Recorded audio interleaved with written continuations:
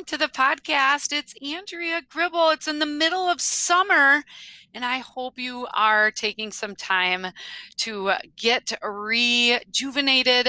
This next school year is going to be so fun. A special invite because I'm actually teaming up with Morgan and the team at Finalsite for a back to school webinar, absolutely free, happening in August. You can get signed up now.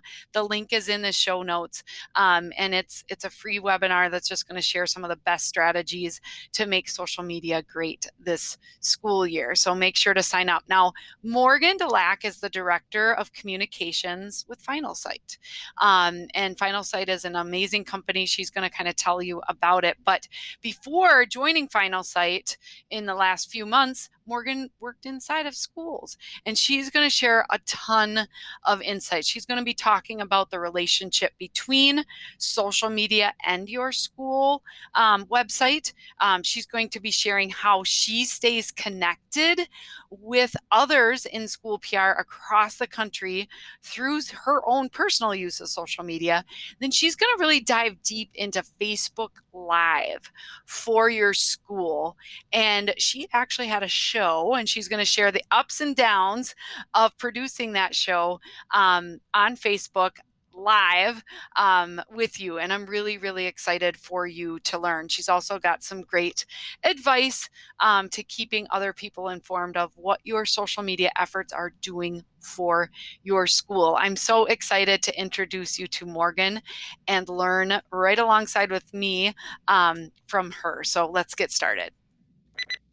Today's K-12 PR tip is about getting connected on Twitter. Twitter is such an amazing professional development resource. It's really a way for you to meet and get engaged and get inspiration from other people like yourself that are involved in school communications. And I'm going to introduce a hashtag that you should definitely look up and follow. And it's an easy one. It's hashtag school PR. So obviously it's all one word, hashtag school PR. You are going to get connected to some of the amazing people from truly around the world that are doing things with school communications. You can ask questions, you can get ideas, you can become personally connected with them. It's an amazing resource. But you guys, sometimes we feel like we're on this little island, and we're the only ones that are really involved in school communications at our school. You guys, there are so many people out there that want to help you, and Twitter, it's totally free to use. And so I want you to try it today. Plug in hashtag school PR, check out all of the great things that are being shared and all the collaboration, and just jump in. Hey there, Morgan Delack. Welcome to the podcast. Thank you. It's really nice to be here with you today, Andrea. Yes, I am excited. We've been trying to organize this for a while, but you have been a busy bee over there at Finalsite. So why don't you introduce yourself, kind of some of your background in school communications to get us started? Sure. So I am relatively new to Finalsite. I joined the Finalsite marketing team as the director of communications in January. But prior to that, I worked for 7 years in school communications in two different public schools in the Chicago area. So I was the chief communications officer in Palatine District 15, and I was also the director of communications for Barrington 220 School District, both in the northwest suburbs of Chicago. So I did that for a long time. And prior to that, I worked in television. I was actually a television news producer. So I've had a few different jumps around in my career.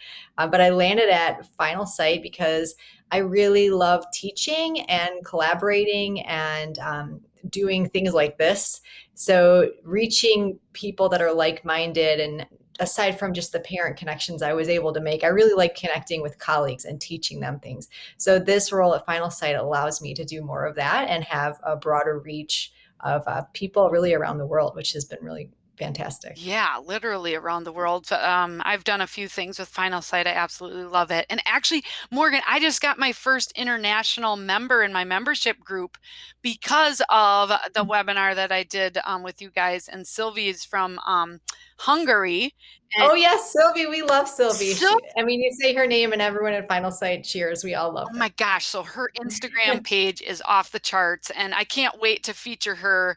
Like, in she'll be on my podcast for sure, as Mhm. well. But Final Site does so much. So you were in school PR for 7 years. How big were your school districts that you served? So the last one that I was in, which was Palatine, we had 20 schools and 12,000 students. It was a pre-K 8 district, and Barrington was a unit district, and we had 8,000 students. Okay. So unit district meaning pre-K through grade 12. Okay, awesome. Um, Mhm. so you guys were using social media, I'm assuming, at both of those schools? Yeah, we were. It wasn't always that way, but yes, we were using social media. Yeah, what were some of your big I mean, was Facebook, I'm assuming, your number one channel? Definitely. It just spans the generations, I think, better than some of the other channels. And, also, I think that Facebook is a platform that the boards of education are familiar with. And that's important when getting buy in from a district is making sure that the leaders, which is superintendent, boards of education, understand what you're doing and where you're sharing it. So Facebook was definitely the most used in both of my districts, That's really good advice. Like, if they're comfortable with it, they're going to be more apt to be okay. Um, so for sure. so that's great. So just tell me a little bit. I mean, some people listening might not know what Final Site does and kind of how, just yeah, just what does Final Site do? Sure. So, at its core, Finalsite is a school website and digital communication software provider. We also have consulting services for schools and districts that would like assistance in digital marketing, whether that's SEO or PPC, which is pay per click ads. We also have this really cool service called Virtual Webmaster. So, if you just need another set of hands, which most district communicators could use, we have someone who can do that for you and help you maintain your website. But I think Finalsite is so much more than our products and services because we're one of the companies out there that is so dedicated to providing professional development and enhancing the profession as a whole. So we don't just focus on our own products and selling. We don't do a lot of selling. What we do a lot of is these free professional development opportunities. We do a lot of learning through blogs. We've actually just partnered with NSPRA and we gave away a scholarship to get an APR, which is awesome. So we're really just dedicated in making school communicators better. And however we can do that, we will support the profession. So that is Final Sight in a nutshell. We have really awesome products and services, but we're really also dedicated to building up the school communicators out there and making sure that everyone has great learning at their fingertips in different methods and ways of obtaining it. I love it because you offer so much for free, that's out there. And so I would definitely, we'll link to the website. The blog is a great spot if you're like looking for advice, and I certainly am sometimes. Being able to go there is great. So websites are kind of at your core. I love that. I didn't even realize that you guys offered that virtual webmaster option. Yeah, we have this side of Final Site called Advantage, and it's mostly consulting, like I mentioned. So there's plenty of schools that need to do more marketing than others, but the webmaster came about because we saw the need for it. There were just a lot of schools that wanted to either come over to Final Site but didn't have the bandwidth to really understand and conceptualize what their website needed to look and feel like. So we have this virtual webmaster. I guess it could be considered consulting, but it's really just you need someone to help you. We can do that. Yeah, that's great. So, websites are a necessity for every school. I would argue that social media also is a necessity, but they fit together really well. So, can you just kind of explain how, for schools, social media fits in with the website? Sure. So, everything we do is really how are you communicating with your clientele, whether that's the website, social media, it's emails, it's newsletters, it's all those things. But we believe that they all need to have a place in your communications plan. So the website we think of as the core location for all of the information that you have. So it could be something fun like photos. It could be a social media stream that you embed onto your website, but it's also like all the other stuff, all the beefy information that needs to exist. So the website is the main platform, but then you think about social media and email and newsletters as those secondary avenues, and you really have to decide what belongs where. Not everything belongs on social media, not everything belongs in your email, but the website is that one main hub where like everything you want to share out can really live in some regard. Yeah. And how does social media fit in your role now, Morgan? So I don't directly do a lot of social media work in terms of best practice teaching or things like that. However, what I do is I get to just be part of the conversation. I did this when I was working in schools and I continue to do it. I have an active presence on Twitter where I know a lot of my colleagues in school PR are living, and I like to make connections there and help people out and just be part of the general conversation. You can follow me on Twitter at Morgan underscore Delack. Also, LinkedIn is an avenue that I like to take part into. Maybe I think that I hear it very often is how does LinkedIn fit into a school's social strategy? So I'm sure you've got some great researchers on that, Andrea, but I find it really fulfilling to follow people's professional careers on LinkedIn and learn from each other on that platform too. So I don't do a lot of the teaching best practices on social media, but you can certainly connect with me there. And I just like to play a part in the conversation on social media more than anything. Well, you can learn so much, and I think you bring up a great point. So, this is mastering social media for schools, and so we're always sharing tips and best practices for what schools should be putting out there. But if Mhm. you're listening to this podcast, you care about professional development because otherwise you Sure. wouldn't be listening. And your own use of social media can be part of that professional development, right?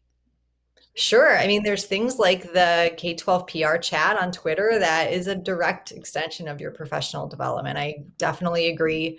I learn a lot from just hearing what other people are doing. Um, and I'm always trying to better myself too. I still think of myself at my core as a school communicator.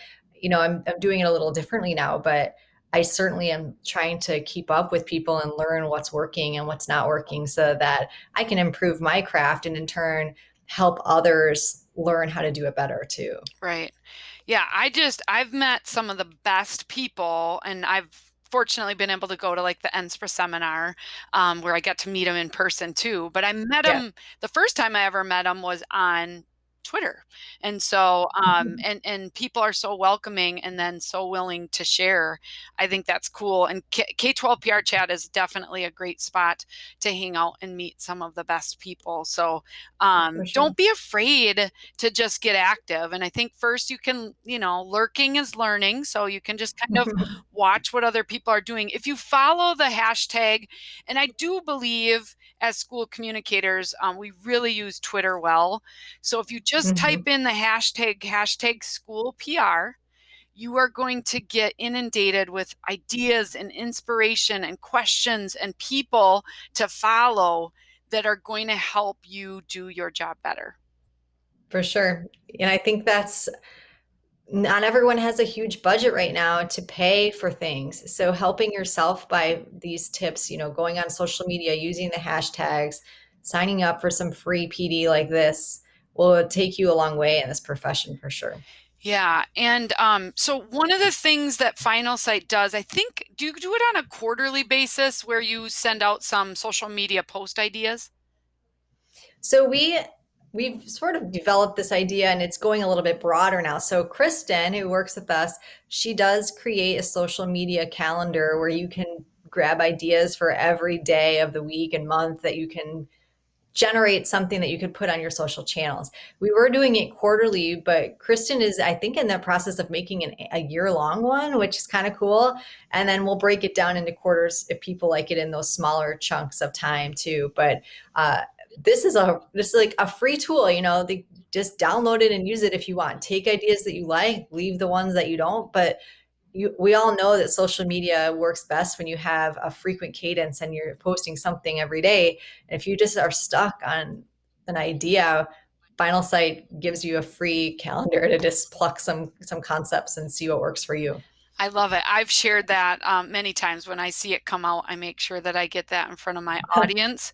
Um, Oh, thank you. yeah, And you know what? We're always looking for suggestions too. If you've done something that's really worked well for your school district, let us know. Share what you've learned with us because we're trying to always improve what we're putting out there too. yeah. Well, we're trying this summer, Morgan, is like a question of the week. And we're just doing simple, like who was your fourth grade teacher? Who was your I driver? like that. I've Who was, seen some of that. yeah, and those questions are so easy because it's easy to answer, so you get a lot of engagement. And then a lot of times stories come out of that, right? Like, oh my gosh, my fourth grade teacher was the best, Mrs. Anderson. We did the play, Alice in Wonderland. Like, yeah, I remember those great memories. And so then people get talking, and that engagement helps all of your posts be seen by more people. So, Totally. so those are some fun things. But I love that. And I'm just going to do a quick teaser because I'm going to be working with Finalsite coming up in August. It's the first week of August. We're dialing in the exact date, but we're going to kind of do a webinar, a free training, totally free, on really making the most out of social media this school year. Jumping back into it, I think it's going to be a fantastic time to celebrate. Hopefully, everybody's back in person, and we're really excited about that. So thanks for teaming up with me on that, Morgan. Yeah, I think like you said, the school year has so much promise, and I think people are just desperate for some sort of normalcy. And what better way to celebrate the start of a new year than bringing in some fresh ideas for social? Yeah, so we're going to be sharing a lot of great ideas on that. In the show notes, we'll put a link to get registered. Okay, so you can do that. So Facebook Live. So you have done a Facebook Live talk show. So just Yeah. yeah, so you obviously do it for the business. So tell me about that, and then I want to talk about like how schools could incorporate something like that into their own social media strategy. Sure. So, Final Sight does a Facebook Live talk show called the School Marketing Show, and I am not personally involved in that. But it's Mia and Kristen, and it's really just them talking to each other like this and giving some marketing tips to the audience. And it's just it came just to be like a new way of engaging with people that follow us, and it's been pretty successful. But more than that, I want to talk about how I did this from a school district perspective because I think that's probably more relevant to people that are watching today. So I did Facebook Live talk shows when I was working in school districts, and it was a heavy lift, I will say, to get it going because there's a lot that goes into producing something like that.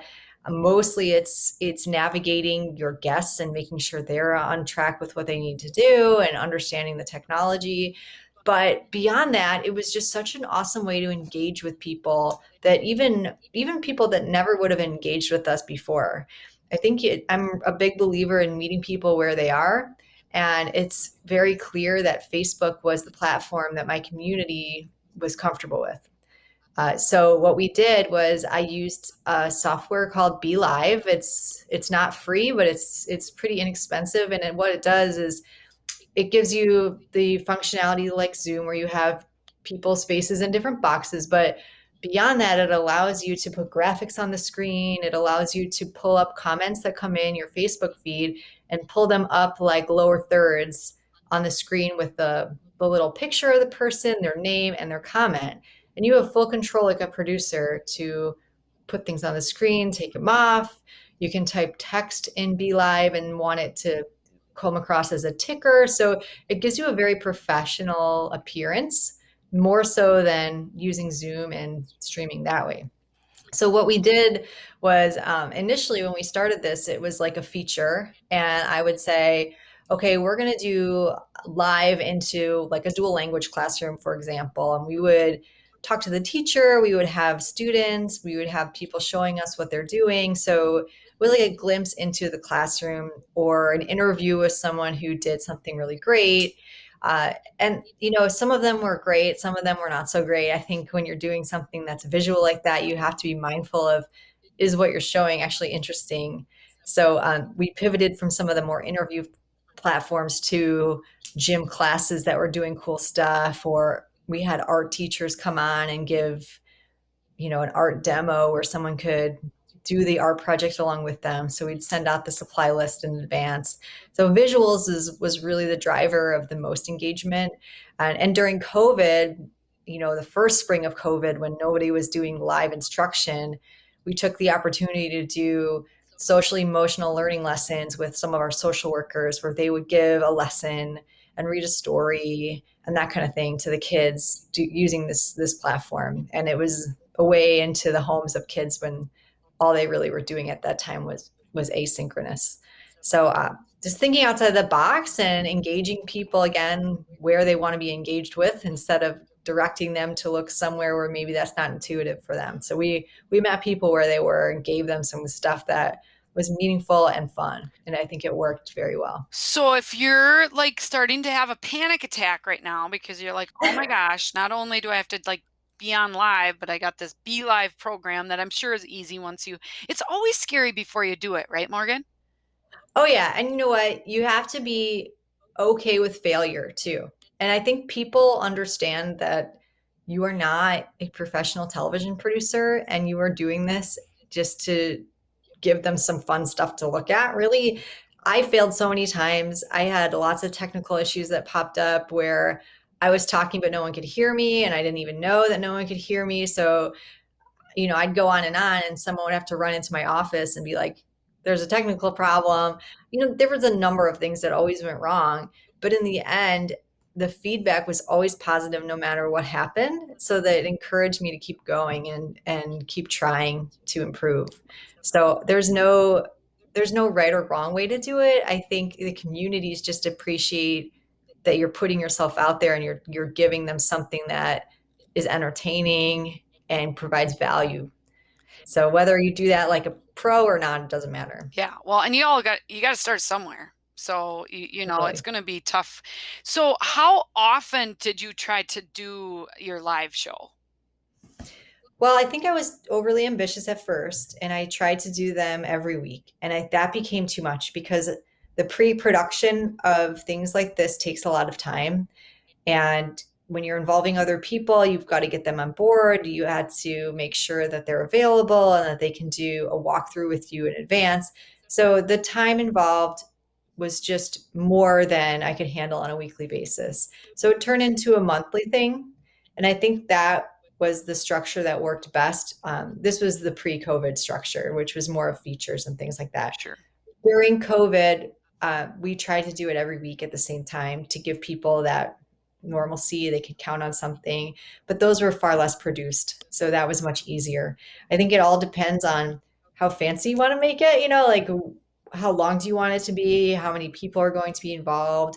And you just really have to understand how much pre planning time you need to dedicate to determine the frequency that works for you.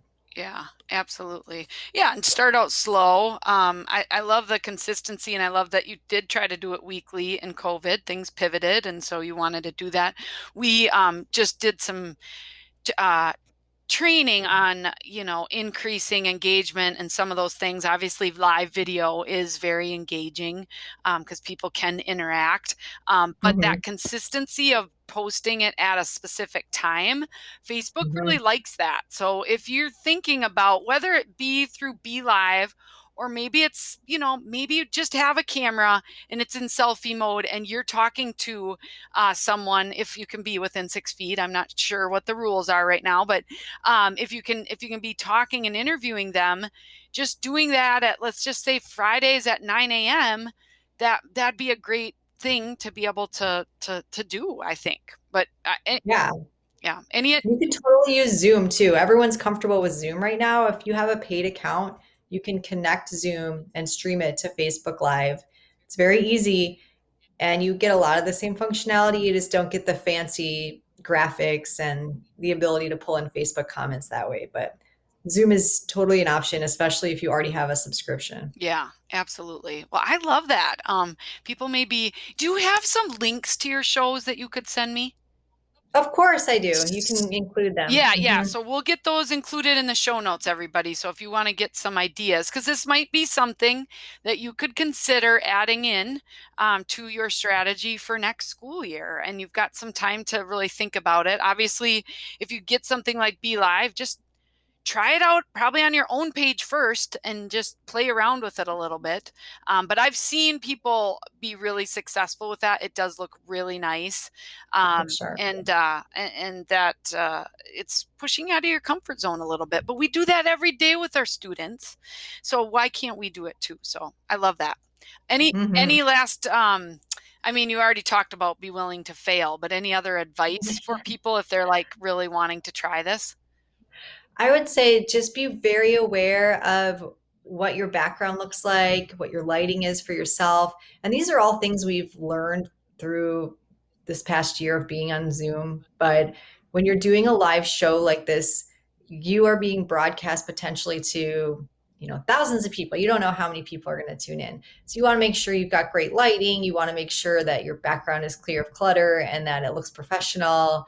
So just cleaning up that stuff. I actually created a set that I used, which is kind of over the top, but it wasn't really that bad. I in my office where I was working, I had like a credenza in the back that looked pretty nice. So I staged it with some things, and then I'd pull a nicer looking piece of furniture, which was a couch kind of piece in front of it when I was doing my show. So it did require some rearranging of furniture that I wouldn't normally have, but the end result made everything look just much cleaner and more professional. So just because your desk is in a certain spot or your chair happens to be in a certain spot does not mean that's what it needs to be when you're going live. So feel free to move things around and see what looks best on camera. Right. Yeah, like me, I got my like whole camera or my computer turned right now so that I've kind of got a nice background and sometimes I change this. Yeah. Everybody who's watching the YouTube channel now, you can see what Morgan and I look like. But otherwise, it's always like just like that. Like a plain white background, which is okay, I guess too. It's but anyways, yeah, just Yeah. got to get a little unique. All right, our time is flying by, Morgan. So I want to jump to what's your best social media tip for our listeners that you would want to share? So this is probably not a common tip, but it's something that I always emphasize. So my position's always reported to the superintendent. I think that's a very common position to have. But often the superintendent is not active on social media, or if they are, it's not consistent. They're not checking every day to see what you're putting up there on behalf of the school. So I would put a lot of effort into my social media content and to my engagement strategies to reach people and connect. But I always felt as though the people that were over me, like the superintendent or whomever, was not aware of what I was doing. And I think that's difficult for school communicators when something you put so much passion into and so much time into is largely unrecognized. So I would recommend that. You're not going to be able to force a superintendent or someone to always be looking every day at what you're posting. But if you happen to be lucky enough to have weekly or monthly meetings with that person, make sure that you are providing a record or some data to back up what you're doing and why it's working and how it's bettering your community engagement efforts and your reputation, and even sharing reviews that people might have posted on your behalf online. So they may not be aware that all that's happening unless you show it to them. You can't assume that a superintendent or the board is paying as close attention as you are. So often it just takes showing them the data on a regular basis to make sure that they know about what you're doing and why it's working. Yeah, that's really good point. We have a great blog. I'll link it in the show notes of just how to create like a social media report card in less than an hour. So it's super easy. But sometimes it can just be a short email that's like, oh my gosh, this post reached so many people. Because remember, you as a social media manager, you get to see that your posts reached 10,000 people, but anybody else that sees the page, they don't get to see that. So that's a big deal. Yeah. And you can't assume that everyone's looking at that, even if they do have access to it. Right. Yeah. And I think it's important, like you said, the school board to be able to see some of that. I mean, I used to, so Morgan, this is really funny. So when I started my business, so we do full social media management for schools, I was going to put together a PowerPoint presentation every month that showed them all the impact of the social media, right?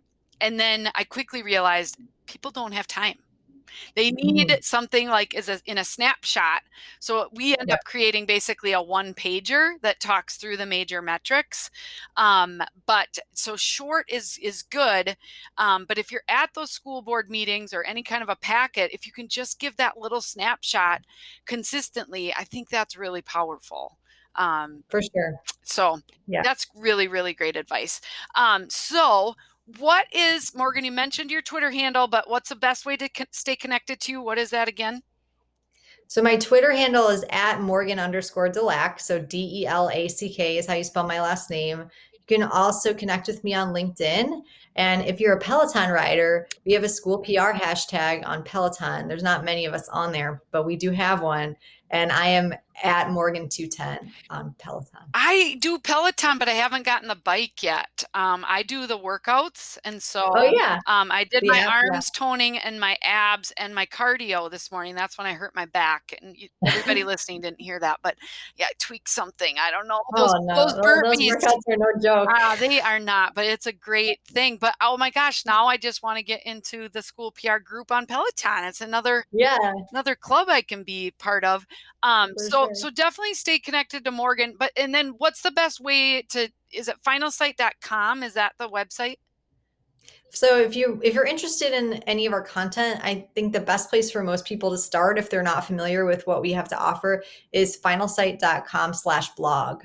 So that's where you'll be able to see we have hundreds and hundreds of blogs on lots of different topics. So if you're interested in learning and seeing what we have out there, I would start there.